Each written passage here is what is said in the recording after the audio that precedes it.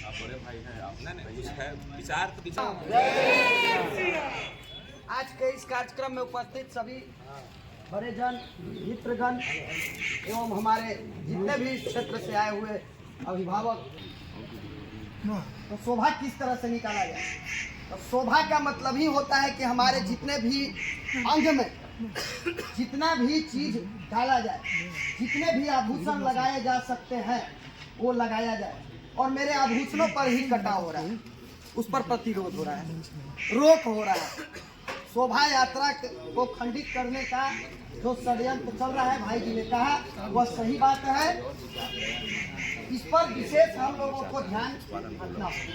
कई बात राशि का तो मन कारा, और यह कहा कि देना सबको देना चाहिए, अगर दे देता है तो सही है, लेकिन हम लोग किसी क्या मांगने नहीं जाएंगे। अब इस बार जैसे सारे लोग के अंशदान से होता है रामनवमी, उसी तरह से होगा, इसलिए जोरदार ताली ना बजे और इसका हम सभी समर्थन करते हैं।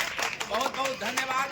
उसी में से उभर कर लोग आ रहे हैं, कहा बिक्कू भाई आज आ गए, उन्होंने कहा कि नहीं, इसलिए साथ में हमेशा। हाँ, तो इसलिए सब लोगों को भाई धन्यवाद है। अब हम लोग भगवान राम का झंडा लेकर के जय जयकार करने के लिए वही स्थल पर सूर्य मंदिर के पास, और समय है आपका वही 3 बजे का समय है, लेकिन प्रयास किया जाए कि 3:30 बजे सब लोग पक्का निकल जाए। इसलिए सारे साथी जितना अधिक हो सके अधिक बल के साथ आइए और भगवान राम के साथ, और अन्य माताओं और बहनों को भी प्रचारित कीजिए। आप क्या महिला कमेटी होगी उनसे कृपया कहवा दीजिए, महिला प्रतिनिधि होगी उनसे कहवा दीजिए, जरूर लोग आएगा और सभी लोग पीत वस्त्र धारण करके आएगा। ये भी आप जरूर जानकारी दे दीजिएगा। पीला वस्त्र ही पहन करके प्रयास करे लोग, आवे लोग। भगवा वस्त्र या पीला, हाँ भगवा वस्त्र, वही भगवान को तो पीला पसंद है, ये वही भगवा पीला दोनों सब है। तो पीला हो, लेकिन पीत वस्त्र धारण क्षमा मांगेंगे अगर कोई गलती हो गई हो अगर समिति की ओर से तो, और एक बार जय जयकार करके इसे समाप्त किया जाए। बोलिए हाँ, एक बार हम अपने समाज में भी हम लोग देख रहे हैं उस चीज को मिटाना, रामनवमी शोभा यात्रा करना या कोई पूजा पाठ करना। सबसे बड़ा चीज है कि हम जो भी हैं मनुष्य हैं, मानव हैं, और सभी के प्रति दया होना चाहिए। जो छुआछूत का भेदभाव है, हिंदुत्व का सबसे बड़ा खतरा वही है, जो हम छुआछूत मानते हैं। इससे ऊपर उठना होगा सब लोगों को, तब जाकर यह रामनवमी का शोभा यात्रा हो या कुंभ का मेला हो, हृदय को साफ करना होगा, निर्मल करना होगा और सबके प्रति संभाव करना होगा, तब जाकर हम रामनवमी की यात्रा निकाले। कारण कि यह अवसर पर कुछ हमने विक्रम के लोग जुटा ही आपस में विचार के आदान प्रदान करें। विषय गंभीर है, इले गंभीरता से सुनना। अचानक मन में अगर हमरा तो लगते हैं कि कहबे कर तुम कुछ तब का कहल जाओ। श्री नारायण भगवान के छठे अवतार भगवान राम है। कैवें अवतार? नहीं, गलती, 7वें अवतार। छठा अवतार भगवान परशुराम है। और प्रथम अवतार कौन है? जी ना, मत्स्य है ना, जहाँ सृष्टि आराम। तो उनकर जन्मदिन कल है ना, भगवान नारायण के जन्मदिन कल है। वर्ष प्रतिपदा 9 वर्ष में शामिल है। खंड खंड में विखंडित हिंदू अखंड हिंदू राष्ट्र का कल्पना कर ही नहीं सकता। भारत को आज जरूरत है आत्मबोध से विश्वबोध की ओर जाने की।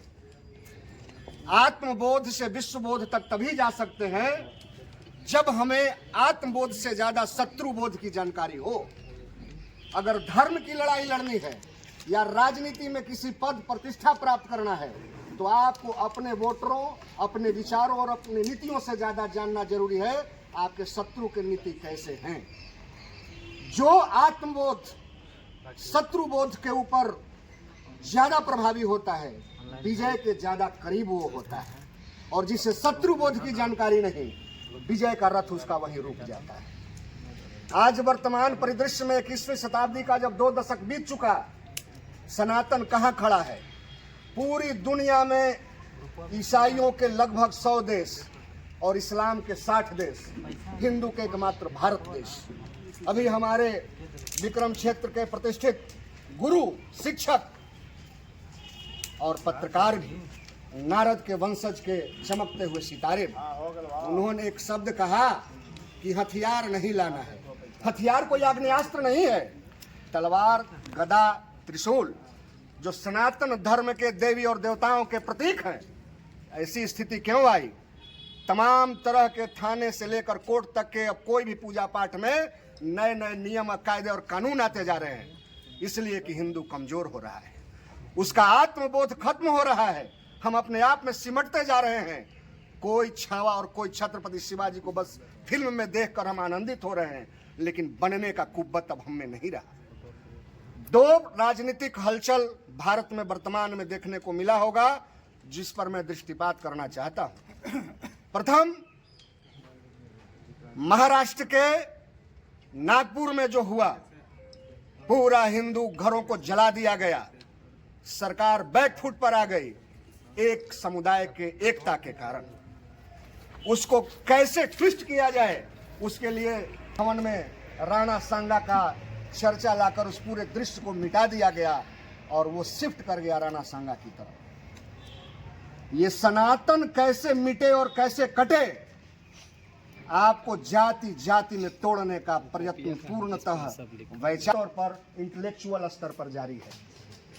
अब तलवार की लड़ाई नहीं होनी है। 1997 में स्वामी विवेकानंद ने कहा था कि जर्मनी अगर मजबूत होगा तो पूरी दुनिया को युद्ध में झोंक देगा, बाजारवाद में झोंक देगा, और फ्रांस अगर मजबूत हुआ तो पूरी दुनिया को सूरा और सुंदरी में झोंक देगा, और भारत अगर मजबूत होगा तो पूरी दुनिया को धर्म और शांति का भाईचारा देगा। जिसका प्रमाण देखने को मिला 1897 के लगभग 2 दशक 20 वर्ष के बाद ही 1914 ईस्वी में जर्मनी ने प्रथम विश्व युद्ध छेड़ दिया। गौर करिएगा, इतिहास को जानना बहुत जरूरी है, और हम किस मुहाने पर खड़े हैं, तभी राम के आदर्शों को जी सकते हैं और आने वाले 50 और 100 वर्षों तक रामनवमी बनाने के लिए इकट्ठे हो सकते हैं, वरना घर से नहीं निकलिएगा। 20 वर्ष के बाद विश्व युद्ध हुआ। 97 के जो कॉन्फ्रेंस में स्वामी विवेकानंद बोले, लगभग 100 वर्षों के बाद उनकी भविष्यवाणी सत्य साबित हुई और 1995 ईस्वी में WTO का गठन हुआ, वर्ल्ड ट्रेड ऑर्गेनाइजेशन, अमेरिका के माध्यम से, और पूरी दुनिया बाजारवाद के हिस्से चढ़ गया, भेंट चढ़ गया। एक मोनालिसा का नाम सुने होंगे आप लोग, अभी बहुत तेजी से वायरल लड़की हुई प्रयागराज में। वो मोनालिसा कौन थी?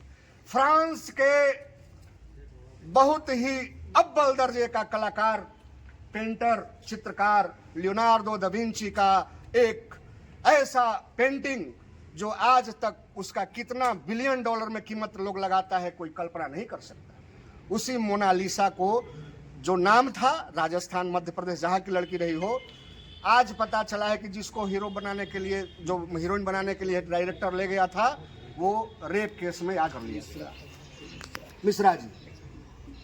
वो मोनालिसा का पेंटिंग और मोनालिसा का विचार जो सैकड़ों वर्ष पहले फ्रांस के ही उस चित्रकार के द्वारा बनाया गया था, तो भारत कब विश्व गुरु बनेगा और सनातन को बचाएगा, इसकी जिम्मेदारी स्वामी विवेकानंद 100 वर्ष पहले हम लोगों के हाथों में सौंप कर गए। राम का रामनवमी मनाना, राम का जीवन, राम का चरमोत्कर्ष, एक एक करके हमला किया जा रहा है विचार पर, आपके ऐतिहासिक धुरंधरों पर, सनातन और हिंदुत्व के बचाने वाले लोगों पर और देवी और देवताओं पर।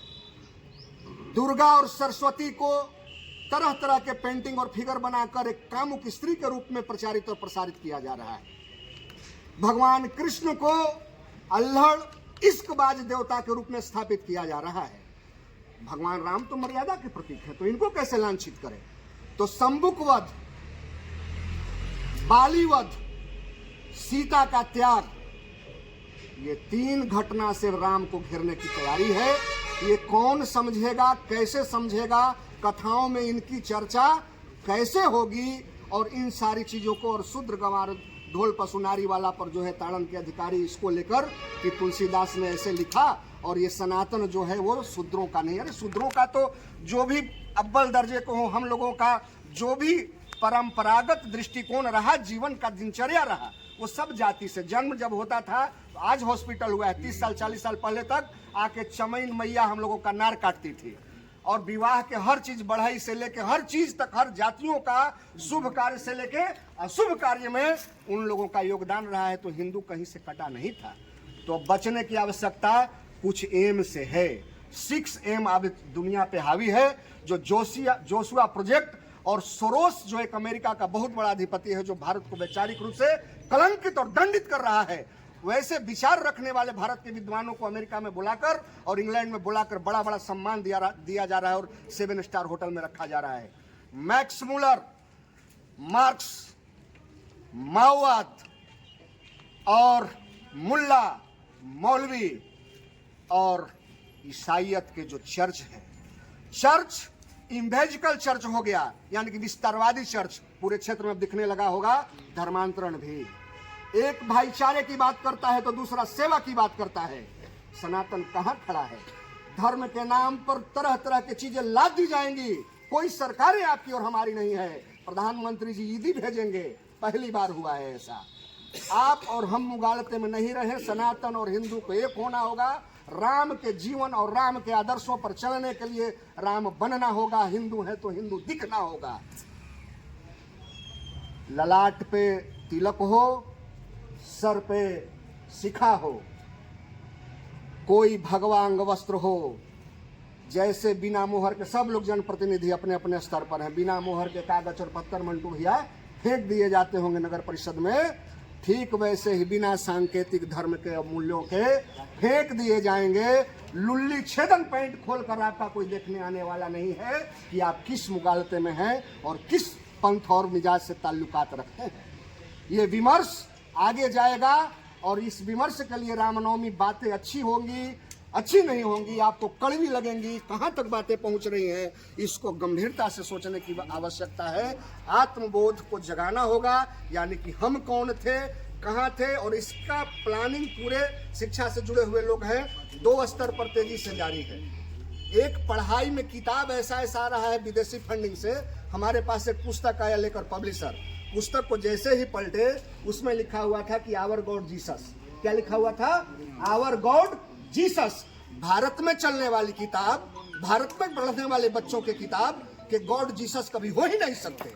हमारे यहाँ ब्रह्मा है, विष्णु है, महेश है, कोटि कोटि देवता है, 33 कोटि देवी और देवता है, लेकिन क्या पुस्तक में लिखा हुआ है? Our God Jesus.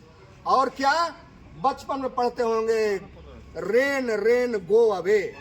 अरे रेन रेन गो अवे, ये सनातनी संस्कृति नहीं हो सकती। भारत ऋतुओं का देश है। ये कैसे मानसिक तौर पर हमला किया जा रहा है, मानसिक तौर पर पंगु किया जा रहा है। अब जो है वो औरंगजेब और अकबर नहीं आने वाला, और न महाराणा प्रताप और राणा सांगा यहाँ जन्म लेंगे।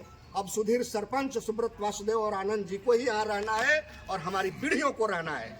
तो इन सारी चीजों को हम देखें, पढ़े, समझे, विद्यालय के स्तर पर, अभिभावक के स्तर पर, गार्जियन के स्तर पर। इंग्लैंड की सभ्यता और संस्कृति है, वहाँ हमेशा बारिश होते रहती है, तो वहाँ बच्चों को खेलने के लिए कि रेन रेन गो अवे, बारिश जाओ ताकि हम खेलें। और हम भारत में वो कर रहे हैं कि रेन रेन गो अवे। अरे यहाँ तो रेन जाते जाते सब कुछ खत्म हो गया। तो जो प्रकृति है, शब्द ब्रह्म है, जो शब्द ब्रह्मांड में जाता है, परिस्थितियां वैसी ही उत्पन्न होती हैं। हम सनातनी हैं और संपूर्ण विश्व को अपने समय से लेकर